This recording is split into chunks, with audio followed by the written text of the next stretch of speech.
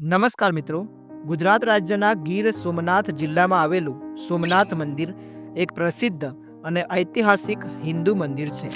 આ મંદિર ભગવાન શિવને સમર્પિત છે અને તે 12 જ્યોતિર્લિંગોમાંના પ્રથમ જ્યોતિર્લિંગ તરીકે ગણવામાં આવે છે. સોમનાથ મંદિર ધાર્મિક, ઐતિહાસિક અને સાંસ્કૃતિક દ્રષ્ટિએ ગુજરાતનું એક મહત્વપૂર્ણ તીર્થસ્થાન છે.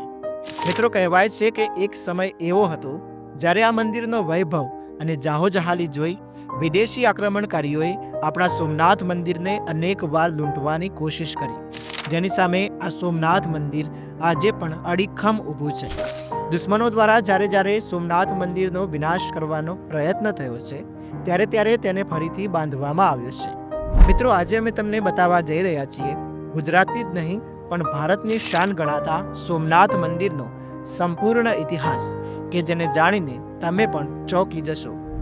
વિડીયો શરૂ કરતા પહેલા મિત્રો, તમને એક વિનંતી છે કે હજુ સુધી જો તમે અમારી ચેનલને લાઈક અને સબસ્ક્રાઇબ ન કરી હોય તો કરી દેવા માટે વિનંતી છે, જેથી તમને આવનારા સમયમાં આ પ્રકારના વિડીયો મળતા રહે. સોમનાથ મંદિરની સ્થાપના પાછળ અનેક પૌરાણિક માન્યતાઓ પ્રચલિત છે, જેમાં એક દંતકથા અનુસાર પ્રજાપતિ દક્ષને 27 કન્યાઓ હતી, જેમના વિવાહ અત્રિ અને અનસૂયાના પુત્ર સોમ એટલે કે ચંદ્ર સાથે થયા હતા. 27 કન્યાઓમાં રોહિણી સુંદર અને ગુણવાન હતી, આથી ચંદ્રને વધુ પ્રિય હતી, જેના કારણે અન્ય પત્નીઓ નારાજ થઈને પિતા દક્ષને પતિ દ્વારા થતા પક્ષપાતની ફરિયાદ કરે છે. દક્ષે સૌપ્રથમ ચંદ્રને દરેક પત્ની સાથે સમાન વર્તન કરવા સમજાવ્યા, પણ પરિણામ શૂન્ય આવતા પ્રજાપતિ દક્ષ ક્રોધે ભરાઈને ચંદ્રને ક્ષય રોગ થવાનો શાપ આપ્યો છે, જેના કારણે ચંદ્ર પ્રતિદિન ક્ષીણ થવા લાગ્યા. જેનું નિવારણ આપતા બ્રહ્માએ ભગવાન શિવની આરાધના કરવાનું કહ્યું. આથી પ્રભાસ ક્ષેત્રમાં ચંદ્ર અને રોહિણી દ્વારા મંદિરની સ્થાપના કરી ભગવાન શિવનું ધ્યાન અને તપસ્યા કરવામાં આવી. તેમના આ તપથી પ્રસન્ન થયેલા ભગવાન શિવના અનુગ્રહથી પ્રજાપતિ દક્ષ દ્વારા ચંદ્રને અપાયેલા શ્રાપમાંથી આંશિક છુટકારો થયો હતો. એવું માનવામાં આવે છે કે ત્યારથી જ ભગવાન શિવની કૃપાથી 15 દિવસ સુધી ચંદ્ર વધે છે અને પછી 15 દિવસ ચંદ્ર ઘટે છે. ત્યારબાદ આ જ્યોતિર્મય લિંગ સોમનાથ નામથી પ્રસિદ્ધ થયું. લોકવાયકા મુજબ ચંદ્રએ સોનાનું, દશાનંદ રાવણે ચાંદીનું અને શ્રી કૃષ્ણએ ચંદનના લાકડાનું મંદિર બનાવ્યું હતું. મિત્રો, કહેવાય છે કે સોમનાથની સમૃદ્ધિ કેટલી વિપુલ હતી તેની કલ્પના પણ ન કરી શકાય. ઉલ્લેખ મળે છે કે સ્થાનિક રાજાઓએ મંદિરના નિભાવ માટે 10,000 ગામડા અર્પણ કર્યા હતા. આ પવિત્ર સ્થળમાં 200 મણ વજનની સાંકળો પર સોનાની ઘંટડીઓ ઝૂલતી હતી, જેના દ્વારા શિવ પૂજાના સમયની જાહેરાત કરાતી. 56 જેટલા સાગના વિરાટ સ્તંભો ઉપર આ મંદિર ઊભું હતું. સેંકડો નટનટીઓ નૃત્ય કરી ભગવાન શિવને રીઝવતા. થાંભલે હિન્દુસ્તાનના રાજવીઓના નામ હતા. ઇતિહાસ અને ખજાના પણ ભર્યા હતા. માત્ર અને માત્ર ગંગાજીના પાણીથી જ અહીં પૂજન થતું હતું. ભોયરામાં રત્નો અને સોનાના ભંડારો હતા, અને આ જ કારણો હતા કે જે વિદેશી આક્રમણકારીઓને સોમનાથ લૂંટવા માટે લોભાવતા હતા. મધ્યકાલીન યુગમાં સોમનાથનું પહેલું મંદિર 2000 વર્ષ પહેલા અસ્તિત્વમાં આવ્યું હોવાનું કહેવાય છે. ઈસવીસન 649ની સાલમાં વલ્લભી વંશના શાસક રાજા મૈત્રકે પહેલા મંદિરનો જીર્ણોદ્ધાર કરી તેના સ્થાને બીજું મંદિર બનાવ્યું. ઈસવીસન 755માં વલ્લભી સામ્રાજ્યના પતન સાથે આરબ આક્રમકોએ સોમનાથનું પતન કર્યું. સિંધના અરબ શાસક જુનાયદે તેની સેના લઈ મંદિર પર હુમલો કરી મંદિરનો નાશ કર્યો હતો. પ્રતિહાર રાજા નાગભટ્ટ બીજાએ 815માં ત્રીજી વખત લાલ પથ્થર એટલે કે રેતીયો પથ્થર વાપરી મંદિરનું પુનર્નિર્માણ કર્યું હતું. ત્યારબાદ 1025ની સાલમાં અફઘાન શાસક મોહમ્મદ ગઝનવીએ સોમનાથ ઉપર ચઢાઈ કરી તેને પ્રભાસનો મજબૂત કિલ્લો હિન્દુઓ સાથેના 8 દિવસના લોહિયાળ જંગ પછી તોડ્યો. રાજા ભીમદેવ પહેલાની હાર થઈ 50,000 હિન્દુઓની કતલ થઈ. તેણે મહાદેવજીની 5 ગજ ઊંચી અને 2 ગજ પહોળી મૂર્તિ તોડવા માંડી, ત્યારે શિવ ભક્ત ભૂદેવોએ તેને તે સમયે 5 કરોડ રૂપિયા આપવાની તૈયારી બતાવી. પણ તેણે કહ્યું કે રૂપિયા લેવા કરતાં મને મૂર્તિ ભાંગવામાં વધારે મજા પડે છે, અને આખરે સોમનાથ લૂંટાયું અને તેને સળગાવીને તેનો વિનાશ કરવામાં આવ્યો.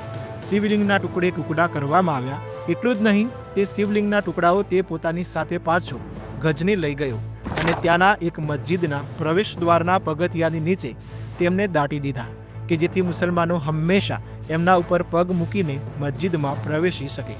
ત્યારબાદ ઈસવીસન 1026થી 1042ના સમયમાં માળવાના પરમાર રાજા ભોજ તથા અણહિલવાડ પાટણના સોલંકી રાજા ભીમદેવે ચોથી વાર મંદિરનું નિર્માણ કર્યું. એ જીર્ણ થતાં સમ્રાટ કુમારપાળે સને 1169માં મંદિરની પુનઃરચના કરાવીને ફરીથી મંદિરની મહિમાનો અને જાહોજલાલીનો યુગ શરૂ કર્યો. આ પછી 120 વર્ષે સને 1299ની સાલમાં જ્યારે દિલ્હી સલ્તનતે ગુજરાતનો કબજો કર્યો ત્યારે અલાઉદ્દીન ખિલજીના સેનાપતિ ઉલુગ ખાને મૂર્તિના ટુકડા કર્યા અને ગાડામાં ભરીને તે દિલ્હી લઈ ગયો. સોમનાથનો વિનાશ કરવામાં આવ્યો, મંદિર વેરાન બની ગયું. એ પછી રા નવગણ ચોથાએ માત્ર લિંગની પ્રતિષ્ઠા કરી અને રાજા મહિપાળદેવે સને 1308 અને 1325 વચ્ચે સમગ્ર મંદિરનો જીર્ણોદ્ધાર કર્યો. સને 1348માં રાજા રાખેંગાર ચોથાએ સોમનાથમાં રહેતા મુસ્લિમ હાકિમને હાંકી કાઢ્યો, પરંતુ માત્ર 70 વર્ષ પછી જ સને 1394-95માં ગુજરાતના ધર્માંધ સુલતાન મુઝફ્ફર ખાન બીજાએ તેનો ફરીથી મૂર્તિ સહિત વિનાશ કર્યો. લોકોએ થોડા જ વર્ષોમાં ફરી નવી મૂર્તિ પધરાવી. સને 1414માં અમદાવાદનો સ્થાપક અહમદ શાહ પહેલો મૂર્તિ ઉઠાવીને લઈ ગયો અને સોમનાથ પાયે માલ કરી મૂક્યું. એ પછી સને 1451માં રા માંડલિકે મુસ્લિમ થાણા ઉઠાવી પુનઃ મંદિર પ્રતિષ્ઠા કરી, પરંતુ 15મી સદીમાં મોહમ્મદ બેગડો ચડી આવ્યો. તેણે મંદિરને મસ્જિદમાં ફેરવી નાખ્યું. ઈસવીસન 1560માં અકબરના સમયમાં મંદિર હિન્દુઓને પાછું મળ્યું અને પાછો પુનરુદ્ધાર થયો. ત્યારબાદ શાંતિનો સમય 200 વર્ષ સુધી ચાલ્યો. એ પછી ઔરંગઝેબ અને માંગરોળના શેખે મંદિરની અવદશા કરી. 1796માં મોગલ શાસક ઔરંગઝેબે મંદિરનો સર્વનાશનો હુકમ કર્યો અને ફરીથી મંદિર તોડી પડાયું. ભારત દેશ સ્વતંત્ર થયો તે પહેલાંનો મંદિરનો છેલ્લો જીર્ણોદ્ધાર સને 1787માં મહારાણી અહલ્યાબાઈએ કરાવ્યો હતો.